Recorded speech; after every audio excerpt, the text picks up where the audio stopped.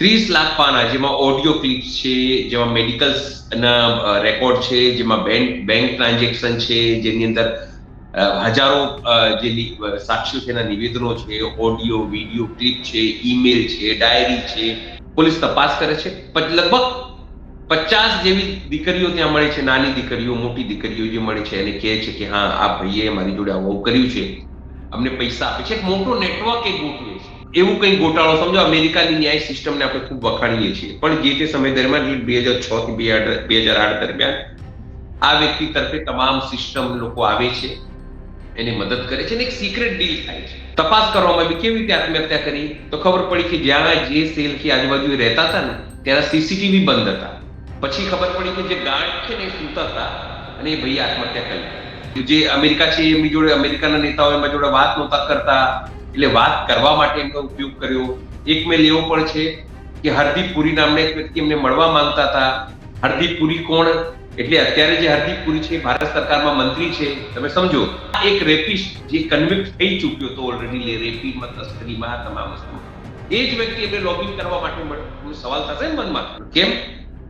તો કે સાહેબ, ભલે હું બરબાદ થઈ ગયો, પણ દેશ તો મજબૂત થયો છે ને.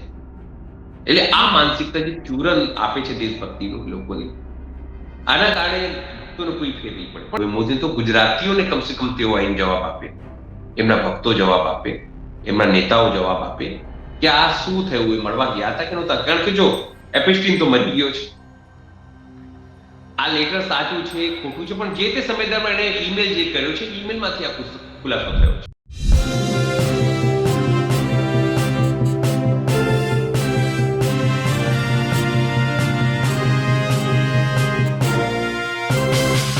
એપસ્ટીન ફાઇલ, આ નામ અત્યારે સોશિયલ મીડિયા અને મીડિયા ઉપર સૌથી વધુ સર્ચ થઈ રહ્યો છે. ત્યારે તમને થશે કે આ શું છે, ખાસ કરીને ગુજરાતી દર્શકો માટે. અને આ વધુ ચર્ચામાં એટલા માટે છે કે આમાં વડાપ્રધાન નરેન્દ્ર મોદીનું નામ સામે આવ્યું છે અને ભારતના રાજકારણમાં ગરમાવો આવી ગયો છે. ત્યારે સવાલ થઈ રહ્યો છે કે પીએમ મોદીએ એપસ્ટીનથી શું સલાહ લીધી હતી અને તેમને આ સલાહ લેવાની જરૂર કેમ પડી. નમસ્કાર, હું છું ચંદ્રિકા પુત્રી નિરાલી. જ્યારથી એપસ્ટીનનો આ ઈમેલ સામે આવ્યો છે તેને લઈને કોંગ્રેસ આક્રમક છે અને પીએમ મોદીથી સવાલ પૂછી રહી છે કે તેમને નાચવા અને ગીતો ગાવાની શું જરૂર પડી હતી. તો સાંભળો कांग्रेस नेता सुप्रिया श्री ने ते शू कहूं.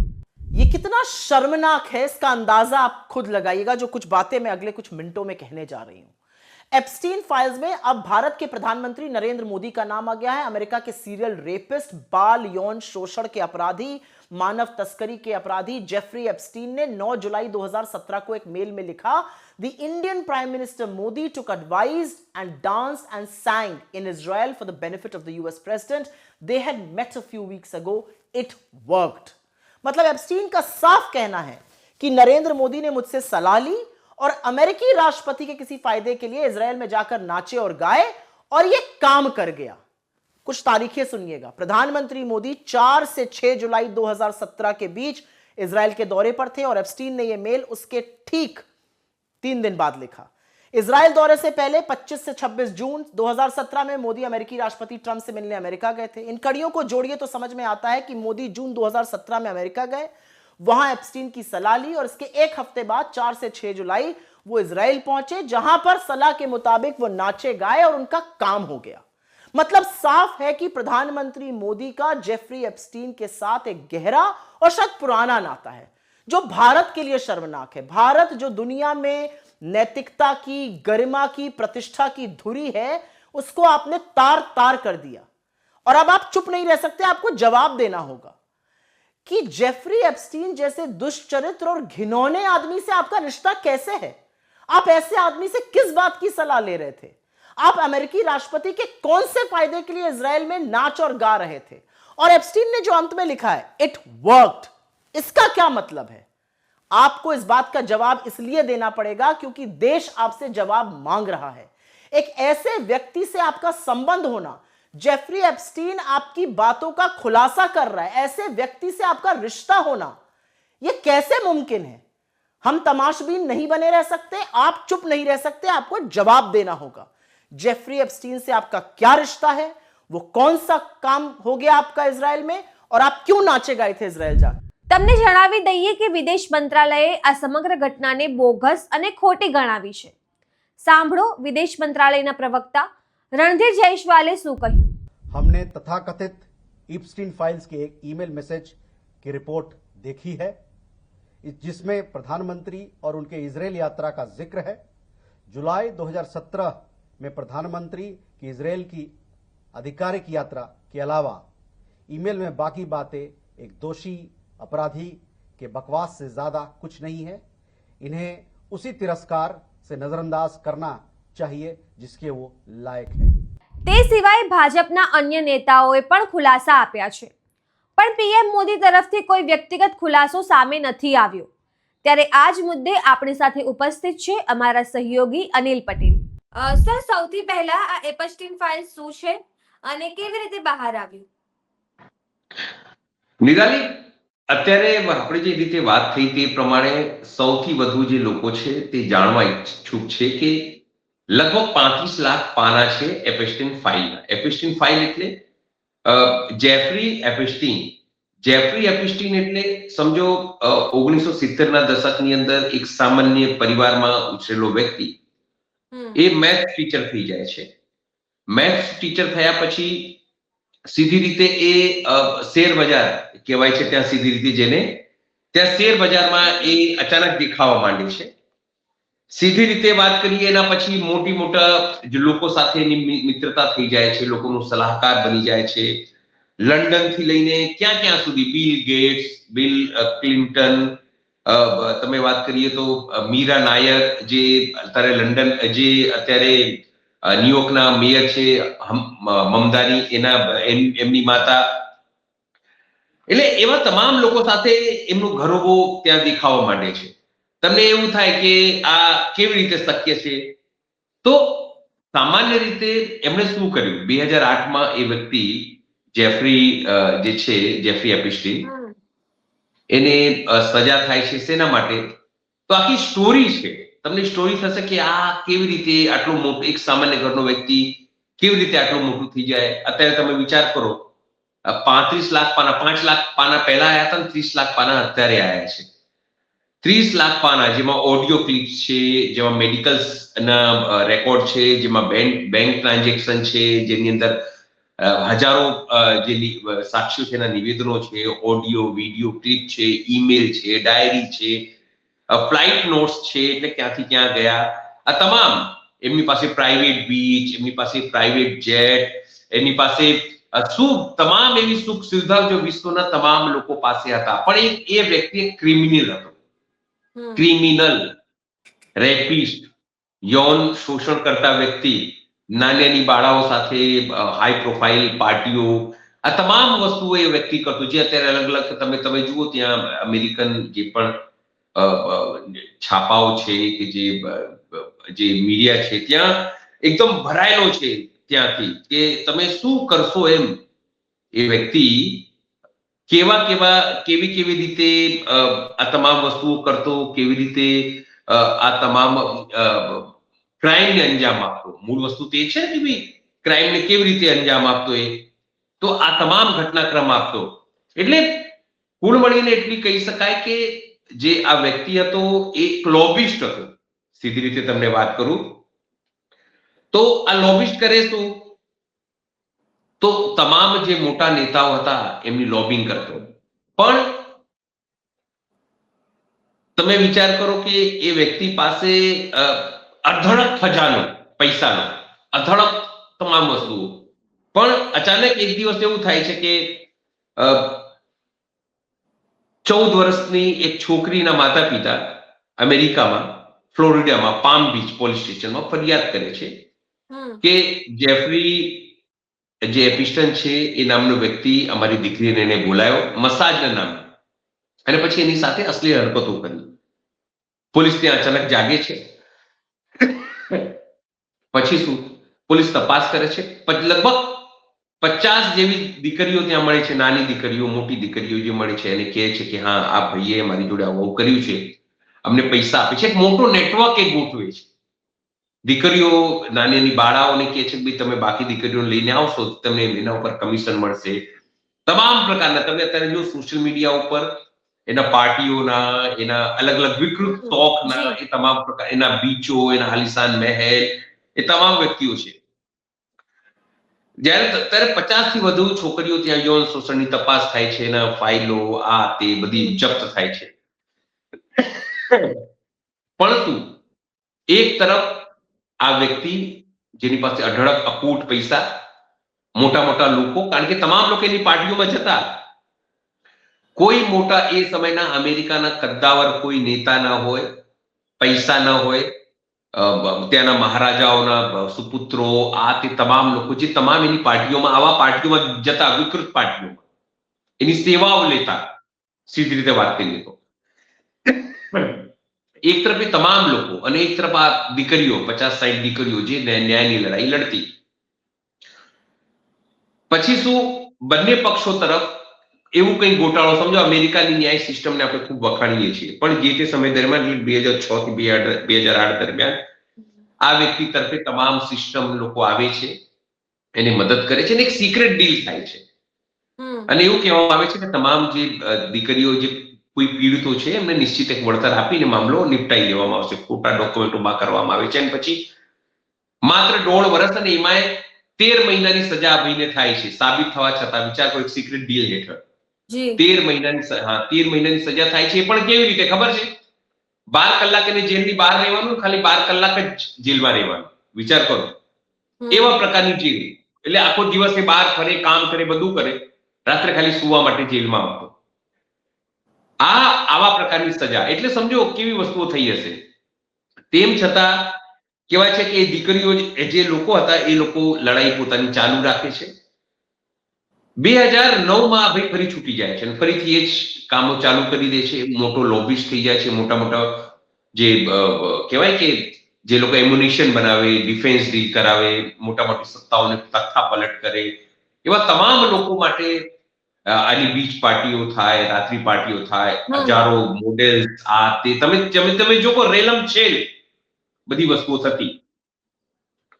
એ દરમિયાન આ ઘટના લગભગ 9-10 વર્ષ વીતી જાય છે. અને ત્યાં એક હયામી હેરાલ્ડ નામનું છાપું છે. એના જુલી કે બ્રાઉન નામના પત્રકાર હતા. આપણા ભારત જેવા પત્રકાર નહીં, સારા પત્રકાર હતા. એમણે આખી સિરીઝ ચલાવી કે જે 2008માં જે ન્યાયની વાત કરવામાં આવી હતી, એ કંઈ થયું નથી, બધું બોગસ હતું. બધી વસ્તુ, તમામ ડોક્યુમેન્ટ એમણે તપાસ્યા. જે પીડિતાઓ હતા એમને ઇન્ટરવ્યુ છાપા કે કઈ રીતે તેમને ગેરમાર્ગે દોરવામાં આવ્યા. ત્યાં ડિપાર્ટમેન્ટ ઓફ જસ્ટિસ છે, એના અટોર્ની જનરલે કઈ રીતે ખોટી પેરવી કરી, ખોટા પુરાવા ભેગા કર્યા, કેવી રીતે ડોક્યુમેન્ટમાં છેડછાડ કરવામાં આવી, તમામનો ભાંડો ફોડ કર્યો. એના કારણે ત્યાંની 2018માં ત્યાંની સરકાર ઉપર દબાણ આવ્યું અને ફરીથી આ કેસ ચાલવા પર આવ્યો કે ભાઈ ના, તપાસ થવી જોઈએ. અને 2019માં કહેવાય છે કે આ ભાઈને કહેવાય છે કે ન્યુયોર્કમાં એને આખી સિરીઝ છે, પરવર્ઝન ઓફ જસ્ટિસ નામની એક સિરીઝ આખી છાપી. અને પછી શું કે ભાઈ આ સિક્રેટ ડીલ, આ બધી વસ્તુઓ થઈ.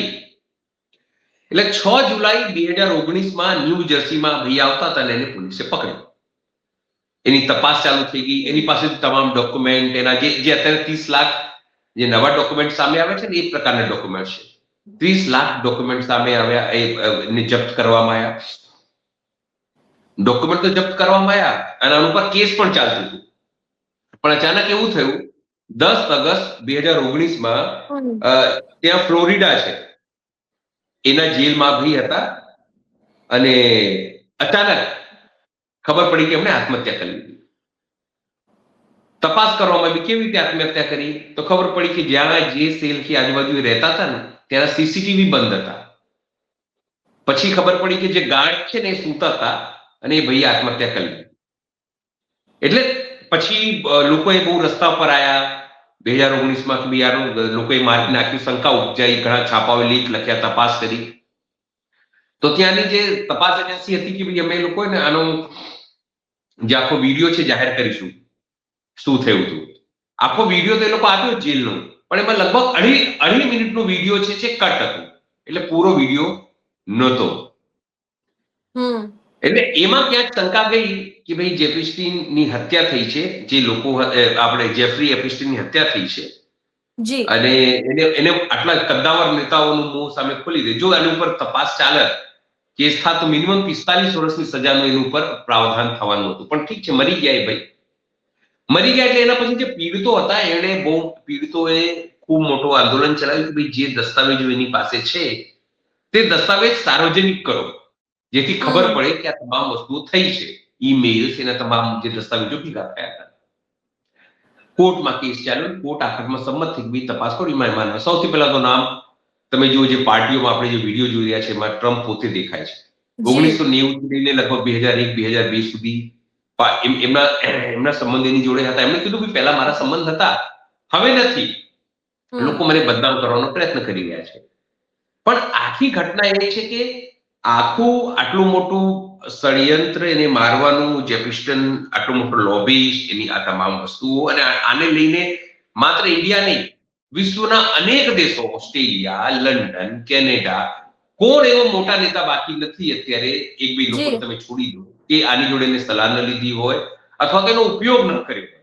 અને એક પછી એક ખુલાસો જે છે અત્યારે થઈ રહ્યો છે ને, અને એ જ વસ્તુ આવી રહી છે કે આ કેટલો મોટો અમેરિકા જેવા કદ્દાવર નેતા દેશ, આખા દેશમાં, વિશ્વમાં તો સૌથી મોટો નેતા દેશ જ કહેવાય ને, એ દેશમાં આટલું મોટું તમામ પ્રકારનું કૌભાંડ ચાલતું હતું. રેપિસ્ટ, દીકરીઓ જોડે, નાની અંડરએજ દીકરીઓ જોડે આ તમામ વસ્તુની ઘટનાઓ થઈ. એટલે ઘટના એ છે કે હવે આ તમામ વસ્તુ સામે આવી રહી છે, એટલે આ હોબાળો થઈ રહ્યો છે. જી સર, આ ફાઇલમાં કે હવે આ મુદ્દામાં વડાપ્રધાન નરેન્દ્ર મોદીનું નામ પણ સામે આવી રહ્યું છે. આનો શું અર્થ કાઢી શકાય? જો જે મેલ્સ આવ્યો છે, તમે જો મેલ જુઓ, મેલની અંદર લખ્યું છે કે ભાઈ 17 જુલાઈ 2017 નો આ મેલ છે. જે પ્રકારે મેલ આપણે ડોક્યુમેન્ટમાં આપણે દર્શકોને દેખાડી રહ્યા છે, એની અંદર શું લખ્યું છે? એની અંદર સ્પષ્ટપણે એવું લખ્યું છે કે નરેન્દ્ર મોદી જે છે તે ઇઝરાયલમાં જશે, ત્યાં એમણે ગીતો ગાયા અને નાચ્યા, નૃત્ય કર્યું, નવું કર્યું, અને જે મારાથી જે એમને સલાહ લીધી હતી એ કામ કરી ગયું છે. હવે તમે જુઓ, આ યોગાની યુગ કેવું છે કે 2017માં જૂનમાં નરેન્દ્ર મોદી અમેરિકા જાય છે. જી સોરી, ઓગસ્ટમાં, જૂન જુલાઈ આટલામાં જાય છે. અને એમાં તમામ વસ્તુઓ થઈ. એટલે સરકાર જે કહેવાય ને કે સંયોગાનુસાર તમામ ઘટનાક્રમ, કે એ શું કરવા ગયા હતા એ આખી એની અંદર જે કોંગ્રેસના નેતાઓએ તો લખ્યું છે કે આખું એવી ચર્ચા થઈ. જે અમેરિકા છે એમની જોડે, અમેરિકાના નેતાઓ એમના જોડે વાત નહોતા કરતા, એટલે વાત કરવા માટે એમનો ઉપયોગ કર્યો. એક મેલ એવો પણ છે કે હરદીપ પુરી નામના એક વ્યક્તિ એમને મળવા માંગતા હતા. હરદીપ પુરી કોણ? એટલે અત્યારે જે હરદીપ પુરી છે ભારત સરકારમાં મંત્રી છે, તમે સમજો તો શું એ જ હરદીપ પુરી હતા કે કેમ? પછી ઇઝરાયલમાં જઈને તેમને ગીતો ગાવાની કેમ જરૂર પડી? અને ગીતો અનેક પ્રકારના મીમ્સ જે છે તમે જુઓ અત્યારે, અનેક પ્રકારના મીમ્સ જે અત્યારે સોશિયલ મીડિયા પર વાયરલ થઈ રહ્યા છે. બીજેપી કે જે તમામ લોકો છે, વિદેશ મંત્રાલય એ વાત કહ્યું છે કે આ ખોટું છે, તમામ વસ્તુઓ છે. પણ મારો સવાલ એ છે કે નરેન્દ્ર મોદીને પોતે સામે આવીને કહેવું જોઈએ કે ભાઈ હું નહોતો કે હતો, અથવા હતો તો મેં કયા પ્રકારની સલાહ લીધી? એટલે સલાહ લીધી તો સમજો 36 કરોડની વસ્તી છે અમેરિકાની. 36 કરોડ. 36 કરોડનો મતલબ શું? લગભગ 5 થી 7 કરોડ ઘરો થયા. એમાંથી કમસે કમ 2-2.5 કરોડ લોકો ઇન્ફ્લુઅન્સ કરતા હશે અમેરિકામાં. એમાંથી કમસે કમ નહીં તો 50,000 લોકો એવા હશે જે કદ્દાવર નેતા હશે. 50,000 માંથી 10,000 લોકો હશે જે ટોપ પર હશે. 1,000 માંથી 500 લોકો એવા હશે જે સરકારમાં અથવા ઇન્ફ્લુઅન્સ કરતા હશે ને, વિશ્વમાં આખામાં એમનો પ્રભાવ હશે. એ 500 લોકોમાંથી માત્ર આ એક રેપિસ્ટ જે કન્વિક્ટ થઈ ચૂક્યો હતો ઓલરેડી રેપીમાં, તસ્કરીમાં, તમામ વસ્તુમાં, એ જ વ્યક્તિ એમને લોબિંગ કરવા માટે મળ્યો. તમને સવાલ થશે ને મનમાં, આટલા મોટા લેખો, અનિલ અંબાણીનું નામ આવે, વિચાર કરો કે અનિલ અંબાણી થકી તેઓ મળ્યા હતા. એટલે ખુલાસો સ્વયં હવે વડાપ્રધાન નરેન્દ્ર મોદીને આ મુદ્દે કરવાનું છે કે કઈ રીતે આ તમામ ઘટનાક્રમ થઈ, શું એ મળ્યા હતા, નહોતા. આપણે વિદેશ મંત્રાલય અને એમના ભક્તોને તમામ વસ્તુ તો કરશે, અલગ અલગ મીમ થઈ રહ્યું છે. પણ સવાલ એ છે કે નરેન્દ્ર મોદી જ્યાં સુધી પોતે નહીં કે ત્યાં સુધી આ ઘટનાક્રમ થશે નહીં, કારણ કે બદનામી સતત થઈ રહી છે, લોકો પૂછી રહ્યા છે. તો સ્પર્શતા કોણ કરશે? તો સ્વાભાવિક છે વડાપ્રધાન નરેન્દ્ર મોદીએ કરવાનું છે સ્પર્શતા. કારણ કે આનાથી જો કોંગ્રેસ તો આક્રમક છે, વિરોધ પક્ષ આક્રમક છે. ગુજરાતમાં તો જિગ્નેશ મેવાણીએ પણ સવાલો ઉભા કરી દીધા છે. પણ સવાલ એ છે કે આ કેવી રીતે થશે, કેવી રીતે થયું અને કેમ થયું એ જાણવાનો અધિકાર છે દેશને. અને 2017માં શું ચૂંટણી જીતવા માટે આ તમામ વસ્તુ થઈ? એ એક મોટો સવાલ છે. અને એ જવાબ જે છે વડાપ્રધાન જ નરેન્દ્ર મોદી જ આપવું પડશે. સર, આ સમગ્ર ઘટનાથી ભારતના રાજકારણમાં શું ફેર પડશે? જો તમે બે વસ્તુ વાત કરી, ભારત અને ભારતનું રાજકારણ. જી. જો નરેન્દ્ર મોદી અમેરિકા કે ટ્રમ્પ વિશે કશું બોલતા નથી, તમે જુઓ. પણ નરેન્દ્ર મોદી જ્યારે પણ વિદેશમાં જાય છે ત્યારે ફોટો પડાવે છે, હસી હસીને ફોટો પડાવે છે. વિશ્વની જે વિભૂતિઓ છે, વિશ્વના જે મોટા નેતાઓ છે એમની જોડે ફોટો પડાવે છે અને પોસ્ટ કરે છે. એના ભક્તોને સારું લાગે છે કે અમારા સાહેબ કેટલા મજબૂત છે, અમારા ભગવાન કેટલા મજબૂત છે, તમે જુઓ. હંમેશા હું તમને કહું કે એમના ભક્તો માટે હંમેશા એ આવી રીતે ખાતર પાણી આપતા રહે છે કે એમના ભક્તો કે જો અમારા સાહેબ કેટલા મજબૂત, વિશ્વગુરુ થઈ ગયા છીએ. 92 રૂપિયા ભલે આપણો રૂપિયો જતો રહ્યો, ગગડી ગયો હોય, પણ આપણે કેટલા મજબૂત છીએ. વિશ્વની ચોથી પાંચમી અર્થતંત્ર થઈ ગયા છીએ, પણ આપણે કેટલા મજબૂત છીએ. ચીન જોડે કમ્પેરિઝન કરવાની વાત કરતા હોઈએ, પણ ચીનનો ક્યાં 4000 કરોડનું બજેટ ને આપણો ક્યાં 60-70 બિલિયન ટ્રિલિયનનું બજેટ. એટલે 400-500 આપણા કરતા 10-11 ગણા, 42 તો સમજો 42,000 કરોડ, લાખ કરોડનો. એટલે કુલ મળીને એટલું કહી શકાય કે આને કારણે ભારતની ઇમેજને કોઈ અસર નહીં પડે. હા, પણ ભારતના પ્રધાનમંત્રીનું ઇમેજ છે જે ડાઉન થયું છે. બીજી વાત હું તમને ભક્તોનું કહું કે ભક્તો કેવું છે, ભક્તો પહેલાને સ્વીકારશે નહીં કે અમારા સાહેબ તો માનવા તૈયાર નથી, અમારા સાહેબ તો આવું કરી જ ના શકે, અમારા સાહેબ તો કેટલા મજબૂત છે, એ છે તમામ વસ્તુ છે. મેં તમને ઘણી વખત હું કહું છું કે ભક્ત ટાઈપના જે લોકો છે એમના સમર્થકો છે, કટ્ટર ભક્ત છે. જી. હું હંમેશા ઉદાહરણ આપું છું કે એક અમારે ત્યાં કાકા, એમની 2014 પહેલા 4-5 એમની પાસે રિક્ષાઓ હતી. અત્યારે એમની પાસે માત્ર એક રિક્ષા છે. આપણે પૂછીએ ને કાકા શું ચાલે છે, તો કે સરસ ચાલે છે. કાકા 14 પહેલા જયારે આપણે મળતા ત્યારે 3-4 રિક્ષાઓ હતી, તમે ચલાવતા હાથ કરતા. અત્યારે તમારી પાસે માત્ર એક રિક્ષા છે જે પોતે તમે ચલાવો છો. તમે ના જાઓ તો કમાણી તમારી ઓછી થઈ ગઈ છે, મોંઘવારી વધી છે. તો હજુ પણ તમે મોદીને જ વોટ આપશો? તો કે હા સાહેબ, મોદીને જ અમે વોટ આપી. કેમ? તો કે સાહેબ ભલે હું બરબાદ થઈ ગયો પણ દેશ તો મજબૂત થયો છે ને. એટલે આ માનસિકતા જે ચૂરન આપે છે દેશભક્તિ લોકોની, આના કારણે ભક્તોને કોઈ ફેર નહીં પડે. પણ દેશની જે ઇમેજ છે, તમને કહું, આપણા દેશમાં કમજોર પ્રધાનમંત્રીની જો ઇમેજ આવે તો નરેન્દ્ર મોદીની અંદર ફિક્સ બેસે છે. તમે એવું કહી શકો કે ટ્રમ્પ છે નરેન્દ્ર મોદીને હડકાયા કરે છે, ટ્રમ્પે બદલો લેવા માટે આ તમામ વસ્તુઓ કરી છે.